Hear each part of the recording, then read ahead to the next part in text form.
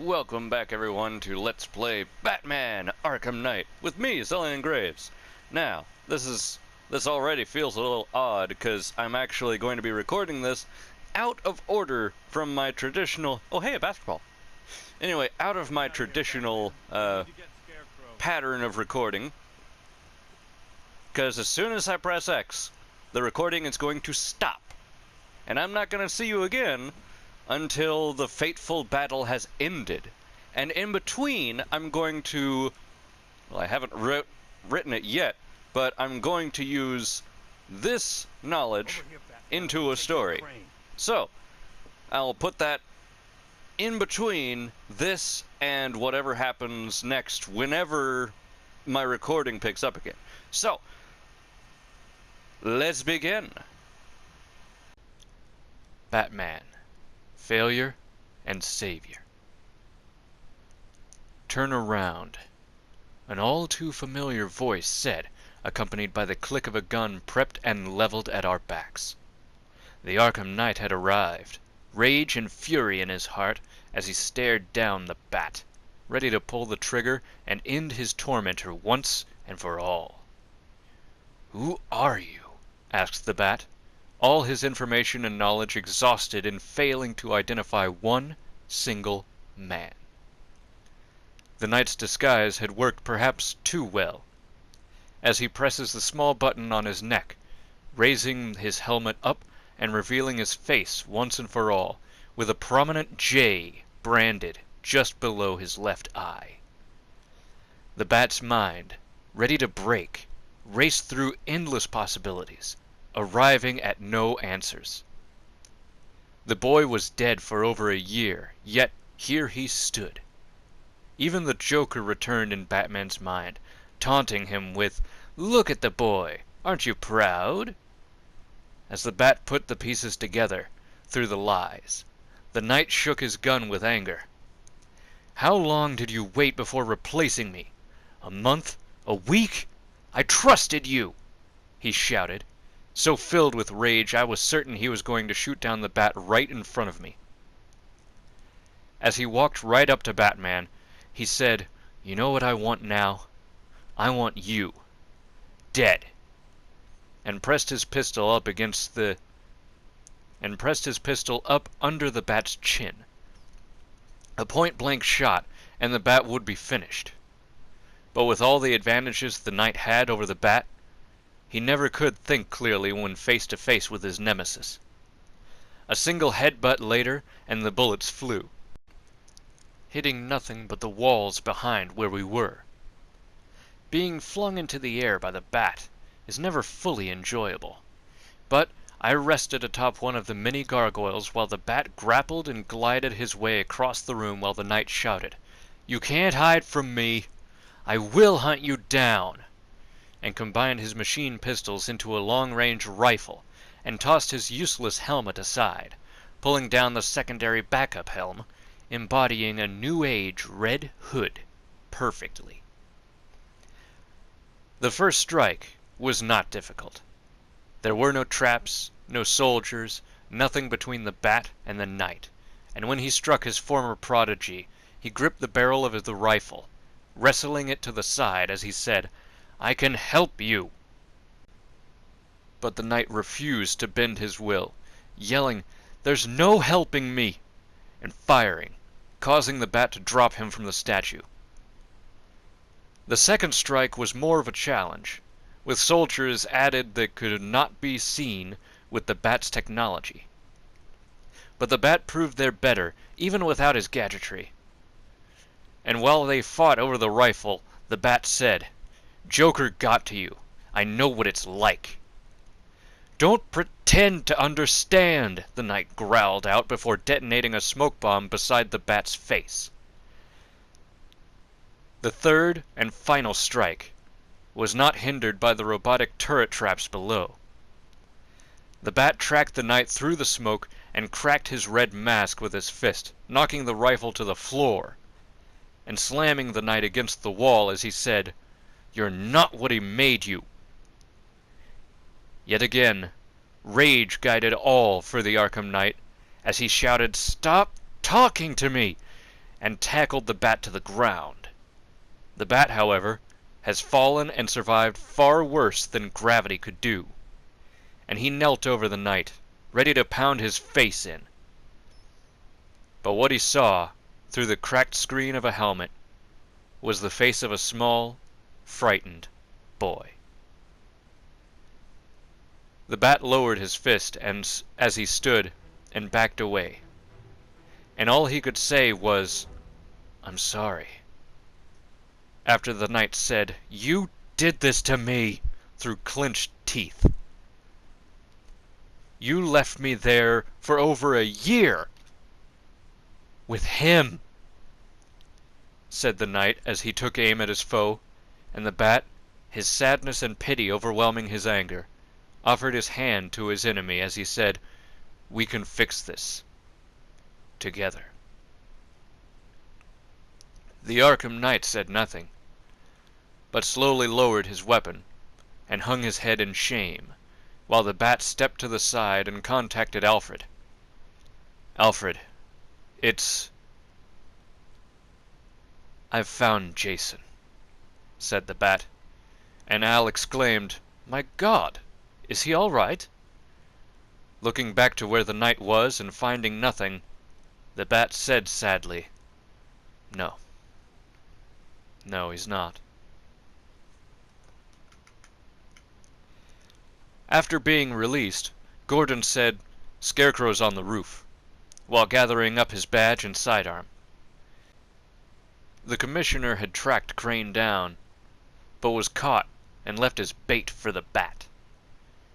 He began his apologies for Barbara, but was cut short by Gordon. "Don't. Let's just get this over with." As the elevator doors opened, 5 well-armed men stepped out, one knocking Jim out cold while the rest focused on the bat. Mistake. With all 5 soldiers taking a dirt nap, the bat checked on Gordon, who by now was rubbing his jaw and standing inside the elevator, waiting for the bat. Batman looked to the cop with sorrow in his eyes as he said, "Jim, I just want to say, working with Barbara, it was an honor." Gordon began to protest, but the bat continued with, "Even if you'd known what she was doing, you couldn't have stopped her." The commissioner shook his head slowly and shrugged as he said, "Stubborn. Like her old man." "Brave," said the bat in response. Jim looked the bat in the eyes as he said, "I may never get a chance to tell you this. To say sorry." "You don't need to," was all the Batman said in reply.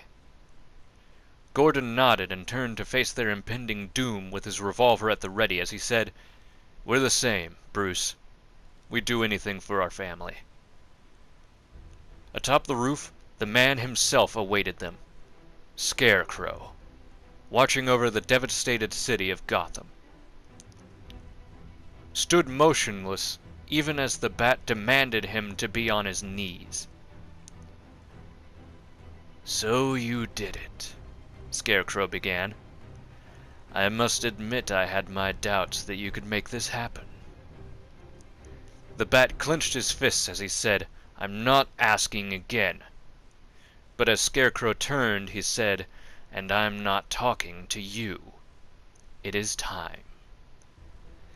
The bat realized only too late what he meant when he looked to Gordon, leveling his revolver at Batman. "Jim?" the bat started. And Gordon said, "I'm sorry. It was the only way." Then looked to Scarecrow and said simply, "Get me my daughter." And with a small motion of Crane's hand, Barbara Gordon, very much alive, was wheeled out from behind some scaffolding. "Dad, what are you doing?" she exclaimed. Scarecrow ordered his thug away as he grasped the handles of her wheelchair, saying, "It is time for the people of Gotham to see their savior for who he truly is. A man, just a man, devoid of hope, betrayed by his friends, crippled by fear. 1,000 plans fell apart as the Bat assessed his situation. His friend since he was 8 years old, now pointing a gun at him. The crushing death of Barbara now revealed to be a lie. And at the heart of it all, Scarecrow. Gordon looked to Dr. Crane and ordered, "Let her go!"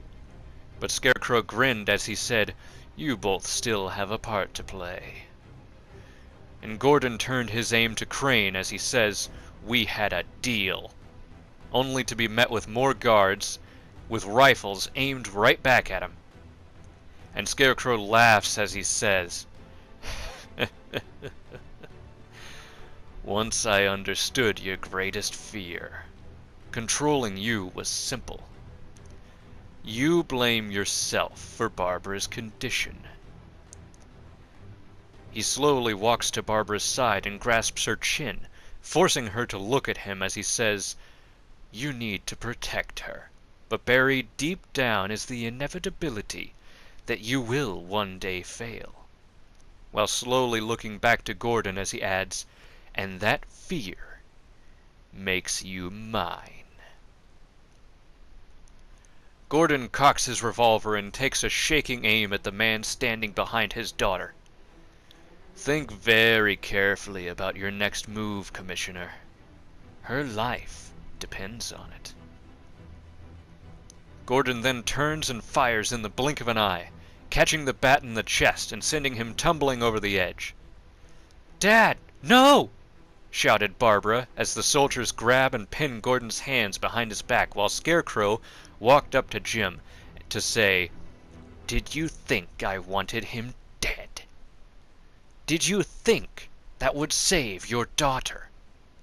Before turning to face Barbara, leaning down to grip her armrests and slowly push her toward the edge of the building as he asks, "Do you know what happens when a man refuses to be controlled by his fears?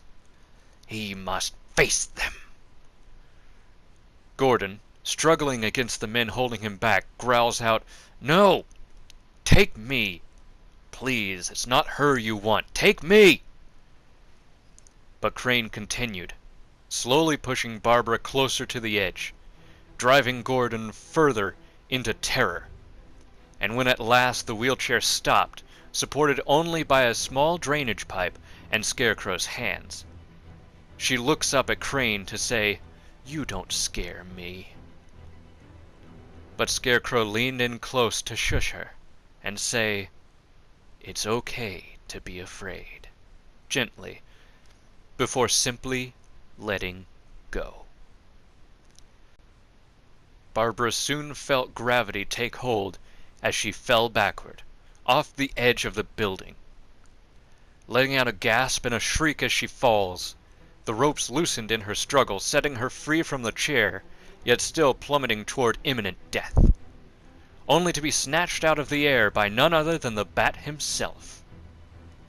Slowing their descent with his cape, and protecting her head with his hands as they collide with none other than Xelion himself, who catches them as best he can as he quickly sets them down on the ground beside a wall, saying, "Y'all a bunch of biscuits! What are you doing jumping off buildings for, Batsy? Oracle?" The Bat gently lays Barbara against the wall as he asks, "Are you hurt?" "I thought Dad killed you," she says, staring in disbelief at the Batman's knack for surviving. He pulls the bullet out of the Bat symbol on his chest as he says, "He knew what he was doing." She looks up as the military helicopter takes off and says, "There! Where are they taking him?"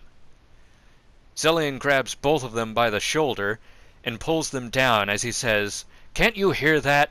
No time for meet and greets, there's tanks on the way."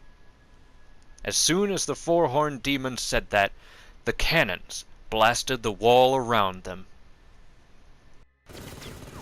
Where's the Batmobile? Destroyed. Nobody panic. I'm still alive. Lucius made Now, it there. I'm going to have to, of course, stop this right here and we'll continue the proper recording next time I'm able. But for now, thank you all for watching. See you soon!